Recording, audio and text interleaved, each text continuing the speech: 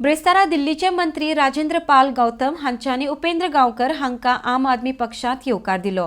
जरी तर गोंयांत आम आदमी सरकार आयलो तर दिल्लीक मेळपी दर येवजण गोंयकारांक मेळटली म्हण ह्या वेळार दिल्लीचो मंत्री राजेंद्र पाल गौतम उलयला। RDX bureau report. म्हाका खोशी आसा सांगपाक की आमच्या पक्षान आज पळय प्रवेश करता श्री उपेंद्र गांवकरजी।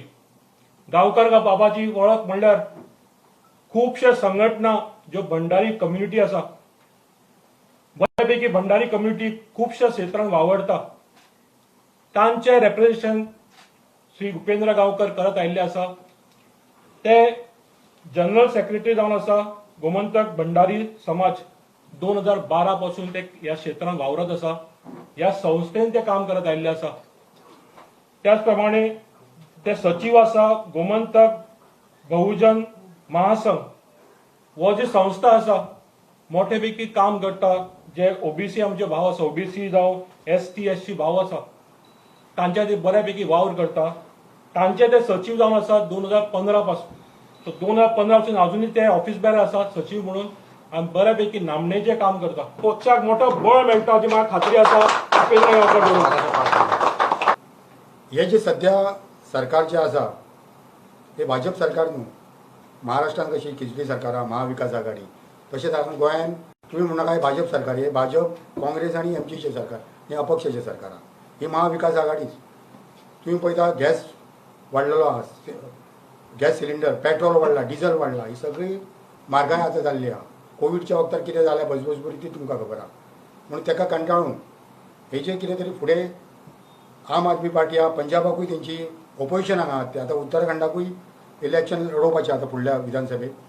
तेन्ना एक विचार येयलो की आम आदमी म्हणजे बारीक लोकांचो पक्ष, आमी बहुजन समाजाचे लोक, तेन्ना अशें विचार येयलो की ह्या पक्षान प्रवेश करून काम करचें म्हणून। आम आदमी पार्टी एक ऐसी पार्टी है जिसने राजनीति बदलने का संकल्प करके और आंदोलन से निकल के आम आदमी पार्टी आई, और जिसने वास्तव में जो आम आदमी के जरूरी मुद्दे होते हैं, किसी भी गरीब से गरीब के बच्चे को क्वालिटी एजुकेशन सरकारी खर्चे पे मिलना चाहिए, सरकारी खर्चे पे क्वालिटी हेल्थ सर्विस मिलना चाहिए।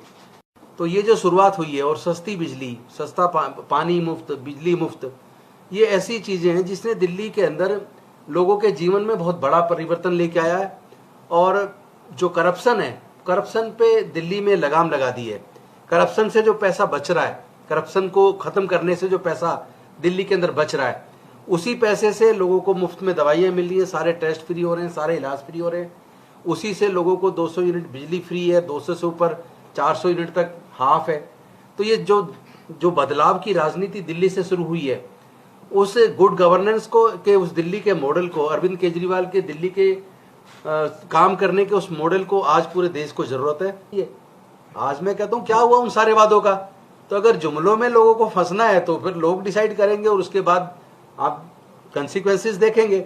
आम आदमी पार्टी एक ऐसा मॉडल है जिसने जो बोला वो करके दिखाया है। आप भारतीय जनता पार्टी ले लें चाहे कांग्रेस ले लें, उनके चुनावी घोषणा पत्र को पढ़ लें, उन्होंने क्या वायदे चुनाव के घोषणा पत्र में किए थे और कितने लागू किए। आम आदमी पार्टी के घोषणा पत्र को आप लेके पढ़ लीजिए, और क्या हमने वायदे किए थे कितने पूरे किए उसको देख लीजिए। दूध का दूध पानी का पानी हो जाएगा, सबको पता लग जाएगा कि कौन सी ऐसी पार्टी है जो अपने वायदों को पूरा करती है और अपने वायदों पे खरी उतरती है।